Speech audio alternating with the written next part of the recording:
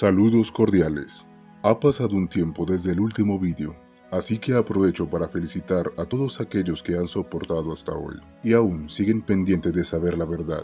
Es necesario probar en todo momento con quienes contamos y con quienes no. El alejarme por un tiempo ha sido excepcional para este resultado. Nuevamente felicito a quienes han perdurado. Son ustedes un verdadero regalo del Padre, porque no se trata de cantidad, sino de calidad. Para ustedes es el siguiente vídeo, para que lo disfruten, para que renueven su fe. El siguiente video es bíblico, así que si no te gustan estos temas, puedes seguir de largo. Cualquier opinión dada con respeto será tenida en cuenta, pero cualquier opinión irrespetuosa será ignorada. Asimismo, cualquier debate sostenido con 2 o 3 testigos será felizmente sostenido o refutado. Compartan los vídeos, suscríbanse y denle clic al botón me gusta. Esto no hará nada por mí, pero hará que el algoritmo de YouTube sugiera los videos a más personas con el mismo interés que merecen conocer la verdad. Asimismo, en la campanita, elijan todas las notificaciones, ya que pocos se enteran de los videos nuevos o de lo que comparto en la sección comunidad, donde solo 8 o 13 alguna vez han logrado comentar o han participado. Bienvenidos. Al igual que en determinado momento del pasado, el presente se muestra como un reflejo de aquellos tiempos. La violencia, la hibridación, la falta de valores, la falta de respeto, el vivir sin reglas y la ausencia de justicia traerán en breve las aguas sobre la tierra, no para barrer el mal, sino para sacudir a los dormidos y probar después a los sobrevivientes. Muchas de estas aguas del Atlántico cubrirán grandes extensiones de tierra y algunas ciudades costeras desaparecerán. Pero esta información por ahora solo es para ustedes y algunos altos mandos militares. Pero será noticia inminente para todos en su momento. Si han visto los demás vídeos de este canal, verán que en el vídeo sobre los ovnis o UPSIs les dije que la élite había acelerado sus planes. No pasó mucho tiempo para que Estados Unidos desclasificara documentos y empezara a hablar de extraterrestres. Esto debería bastarles a ustedes para que sepan que en este canal tienen información vasta y total sobre todo aspecto. Porque el espíritu está en todas partes, en todos los tiempos y en todos los lugares. Incluso al lado de los militares que esperan pacientemente, por ahora, en la exósfera. Anteriormente, les di mi palabra de que el siguiente video trataría sobre pruebas arqueológicas que demuestran la veracidad de la que llaman Biblia.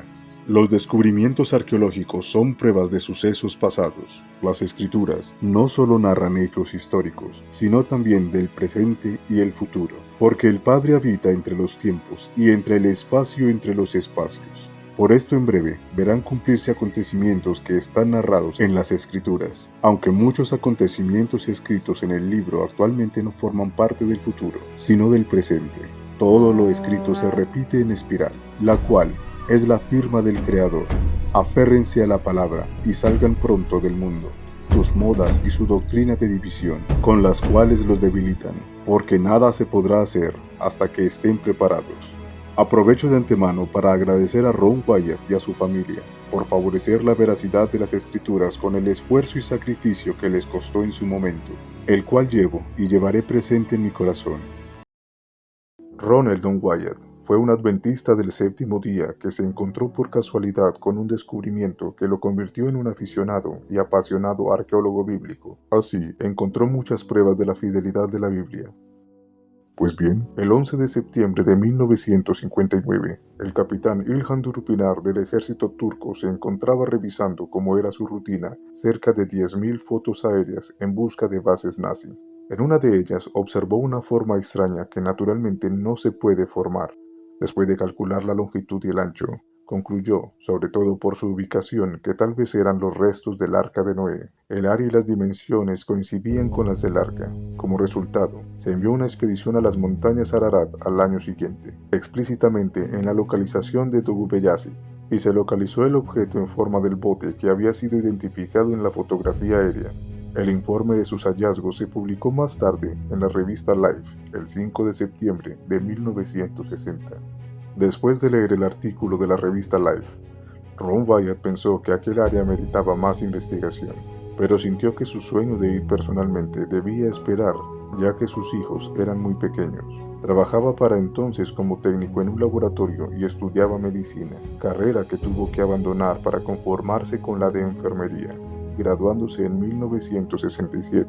Aunque el tema del arca no abandonó su corazón, e investigaba en bibliotecas todo lo que hablara de ella y otros asuntos similares. Como era de esperarse, la información no abundaba. 15 años habían pasado desde que leyó el artículo en la revista. Ron logró contactar casi a todos los que habían asistido a la primera expedición.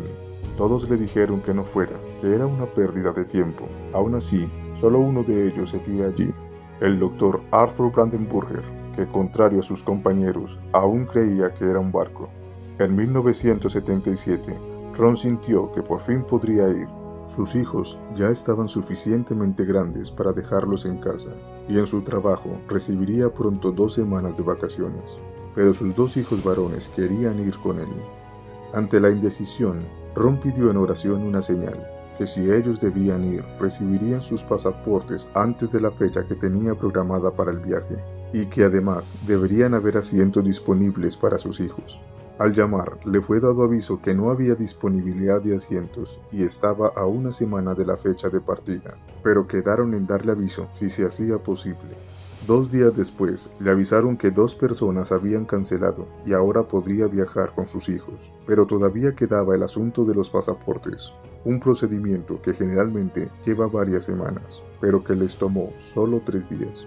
Danny tenía el suyo y al día siguiente llegó el de Ronnie. Las cosas eran diferentes entonces. Al llegar a Estambul, debieron tomar un autobús a Ankara y luego un tren a Erzurum. El tramo les llevó 3 días valiosos. Después, tomaron un taxi a Dolgubeyazı, pero el este de Turquía no es una zona turística próspera. Es remota y peligrosa, y muy pocas personas hablan inglés. Ron no sabía cómo llegar, pero al ser un hombre de fe, dijo a sus hijos que oraran, y él también lo hizo.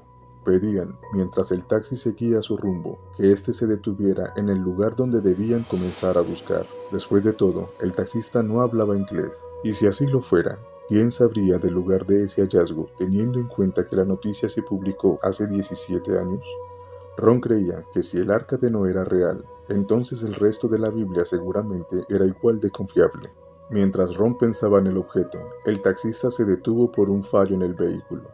Emocionados ante la posible respuesta de sus oraciones, Ron y sus hijos apilaron piedras en el lugar como señal, mientras el taxista les veía extrañado bajo el capó del carro. Era de noche y se veía poco. Luego de retomar el camino, el taxi debió detenerse nuevamente. Ron empezó a creer que aquello no era una señal, sino solo averías de un carro defectuoso, ya que tal suceso ocurrió 3 veces. Así que sin tanto ánimo como al principio, volvieron a apilar piedras al lado del camino. Al llegar al hotel, nada más sentir la almohada, quedaron dormidos. A la mañana siguiente, contrataron un taxi dirigiéndose a la última y más cercana pila de rocas, desde donde empezaron a caminar. Pronto llegaron a un pequeño pueblo donde varios hombres muy intimidantes se les acercaron, uno de ellos con una escopeta. Comunicándose con gestos, Ron convenció a los hombres de que solo eran turistas. Pronto los aldeanos se nombraron a sí mismos guías turísticos de Ron.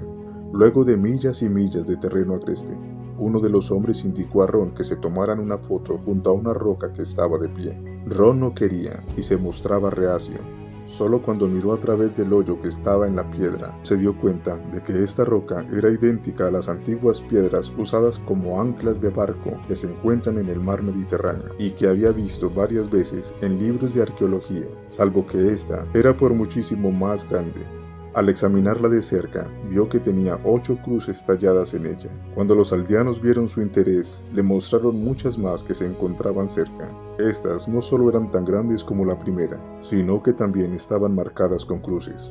Los aldeanos también mostraron a Ron un cementerio muy antiguo que tenía extraños monumentos que parecían simples representaciones de un barco de 3 pisos. Ron pensó que aquello podría tener relación con el arca, y aunque buscó por los alrededores, no encontró algo similar a lo que buscaba. Ron pensó que si habían encontrado estas posibles pruebas del arca, definitivamente los otros montones de piedra que apilaron le confirmarían o no su petición a Dios. Después de fotografiar y filmar, regresaron al hotel. Al día siguiente, fueron a la segunda pila de piedras caminando perpendicularmente a la carretera. Así, encontraron una casa muy antigua y sin techo, aunque derruidas se podían ver sus paredes. El piso se encontraba a unos 122 centímetros del suelo. Desde la casa había una cerca de piedra muy alta. Solo la parte superior sobresalía de la tierra. La característica más importante de este sitio eran los objetos en el patio delantero. Había dos grandes piedras, una de pie y la otra acostada en el suelo. Tallado en estas piedras había una imagen muy interesante.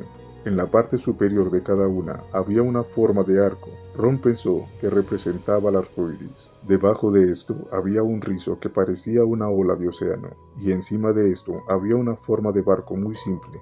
Alejándose del barco y de la ola había 8 personas. El primero y el más grande debería ser Noé. El siguiente y el segundo más grande era la señora Noé. Y los 3 que eran un poco más pequeños representaban a las esposas de sus hijos. La piedra además sugería que la esposa de Noé murió primero, y luego él. En la imagen, ella se observa con los ojos cerrados. Entonces, las 2 piedras simbolizaban sus tumbas. Detrás de la casa encontraron una piedra muy grande, al parecer un altar. Este mide 12 pies tanto de altura como de ancho y de largo, algo así como 3,5 metros por cada cara. Cuenta también con un escalón. Si te pones sobre él, es evidente que quien quiera que usara este lugar era mucho más alto que un hombre promedio, ya que el escalón tiene casi 1 metro de altura. El complejo de corrales adyacente al altar también indica que quien dispuso las rocas en este patrón era muy fuerte, porque hoy en día muchas de las rocas no podrían ser movidas por humanos comunes. Al final del segundo día habían visto lo suficiente para que el viaje hubiera valido la pena. Al levantarse al día siguiente, Ron consiguió un taxi y se fue solo hasta el primer montón de piedras. Sus hijos cansados se quedaron en el hotel. Esta vez, Ron hizo que el taxista lo llevara tan lejos como pudiera en la dirección perpendicular a este montón de rocas. Viajaron hacia las montañas al sur, hasta donde había un camino de tierra. Ron empezó a preguntarse, viéndose rodeado de montañas, cómo podría ver el barco. Pero pronto lo vio, aunque solo había una forma de explorar su verdadera naturaleza, y era mediante una excavación para quitar la tierra que lo cubría. Regresó a la habitación del hotel y empacaron sus pertenencias para poder irse temprano por la mañana. Pero volver resultó ser un gran error. Algunos aldeanos que habían prestado atención, viéndolos pagar taxi y guías turísticos junto a otros gastos, tomaron la decisión de robarles. Por tal motivo, Ron y sus hijos debieron escapar por la ventana del tercer piso. En medio del caos, perdieron casi todo lo que habían filmado. Ron logró mantener algo del metraje en película. Una vez fuera de la ciudad y a salvo, se dieron cuenta de lo verdaderamente peligrosa que era la región. Lejos de perder la determinación, Ron empezó a buscar la forma de hacer una excavación, pero no le iban a dar el permiso. ¿Dónde podría conseguir a alguien interesado en eso? En 1978, alguien le contó a Ron sobre el Dr. Bill Shea del Instituto de Investigación Bíblica en Silver Spring, Maryland, quien había escrito un artículo sobre el sitio en septiembre de 1976. Aunque el Dr. Shea hizo la petición al gobierno turco, esta le fue negada. A causa de esto, Ron renunció temporalmente al arca y decidió investigar el sitio del cruce del Mar Rojo, por donde huyeron los hebreos del faraón, pero esa historia será para otro video. Ron había pedido al padre que lo ayudara con la investigación del arca. Pensaba en su corazón que si quizás hubiera un terremoto en el lugar, eso facilitaría las cosas, ya que no precisaría de una excavación. Así que tomando uso de su arma más eficaz, oró al padre para que esto ocurriera. Fue el 28 de diciembre de ese año que recibiría la respuesta. Un terremoto sacudió el lugar, sacando un poco al arca de su escondite. Aquí pueden ver una diferencia en las fotos. Aquí en su primer viaje, y aquí, después del terremoto. El 11 de agosto de 1979, llegó por segunda vez a Estambul, esta vez sin sus hijos para no exponerlos al peligro. Al llegar, la vista sorprendió a Ron. Las costillas del barco se veían, y se había agrietado de proa a popa. Un examen posterior reveló un contenido de carbono del 4.95%, una cantidad consistente con la presencia de materia previamente viva. Era madera descompuesta y petrificada. Los análisis eran costosos, y Ron no pudo hacer más. El gobierno seguía rechazando las solicitudes de excavación.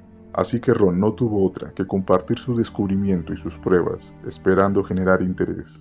Pero no todos veían las pruebas como algo significativo. Incluso alguien que se hacía llamar devoto a Dios saqueó las tumbas de Noé y de su esposa buscando ganancia. Debido a esto, los restos de la esposa de Noé están almacenados en el Museo de Anatolia, pero sin ser expuestos, debido a la prohibición de desenterrar cuerpos y que un alto mando estuvo inmerso en el suceso. Están solo en bodega, la altura de su sarcófago es de 5,5 metros. En 1983 leyó un artículo sobre el coronel James Irwin, el astronauta del Apolo 15 que estaba activamente involucrado con la búsqueda del arca en el monte Ararat. Ron se puso en contacto con él y al ver las pruebas se mostró muy interesado y se ofreció para cualquier ayuda. El 19 de agosto de 1984 llegaron a Estambul. Con ayuda de Irwin, Ron pudo establecer contacto con personas de mucho poder y de mucha influencia. Con ayuda de detectores de metales, se revelaron patrones de lectura lineales que mostraban una cuadrícula organizada de metal dentro del objeto. Cada 274 centímetros o 9 pies se detectaban. Es completamente improbable que esto suceda sin intervención humana. Tras realizar escaneos con los 3 tipos de detectores de metal, colocaron una piedra en cada lectura y luego las conectaron con cintas de plástico. Hasta ahora, Ron había realizado un viaje en 1977, uno en 1979, 2 en 1984, 6 en 1985, 3 en 1986 y en 1987 haría 5 viajes más. Comenzaba a parecer casi como su hogar, pero lo más importante, había logrado lo que se propuso hacer, que su curiosidad fuera resuelta y dar a conocer esta prueba arqueológica de la veracidad bíblica. Ron creía que Dios preservó los restos del arca con un propósito, y ciertamente era para algo más que para su propio conocimiento. Después de muchos esfuerzos y dificultades que no puedo contar por falta de tiempo, Ron Wyatt logró escanear la estructura con el uso de radar y de otros equipos de penetración en el suelo. Aunque el escaneo era limitado, los resultados arrojaron que habían estructuras como paredes verticales dentro del casco, con simetría y diseños no atribuibles a la naturaleza. Muestras luego revisadas por los laboratorios Galbraith en Estados Unidos confirmaron material orgánico fosilizado. Como creyente en aprovechar la oportunidad, regresó tanto en abril como en mayo. Escaneó los mismos sitios una y otra vez, registrando la estructura a diferentes profundidades. De esta manera, pudo ver lo que estaba a 3, 5, 10 y 15 pies. Así se pudo observar un barco masivo, con cámaras evidentes, con una puerta exterior que tenía un sistema de rampa que llevaba a cada nivel, con largas y masivas vigas que se extendían desde la parte trasera del barco. También se dinamitó en un costado del arca para poder acceder al interior, de donde se pudo obtener el pelo de un gato y material fecal fosilizado. La madera que se encontró del arca no tiene anillos. Esto es así porque antes de construirse el arca no había llovido jamás, sino que subía un vapor del suelo. En una reunión entre Ron y el gobernador del distrito, se declaró que la formación en forma de barco era realmente el Arca de Noé. Habían pasado 10 años desde su primer viaje allí y 27 años desde que leyó por primera vez el artículo en la revista Life. Se le estaba honrando, no como el descubridor del sitio, sino como el descubridor del hecho de que realmente eran los restos del Arca de Noé.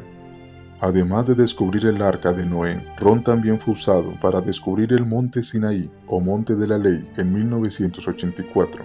Y el cruce por el Mar Rojo o Mar de Juncos, entre otras cosas muy interesantes que ramifican del tema. La tumba de Jesús en 1990, la sangre de Cristo en 1998 y el Arca de la Alianza con la espada de Goliat y demás objetos.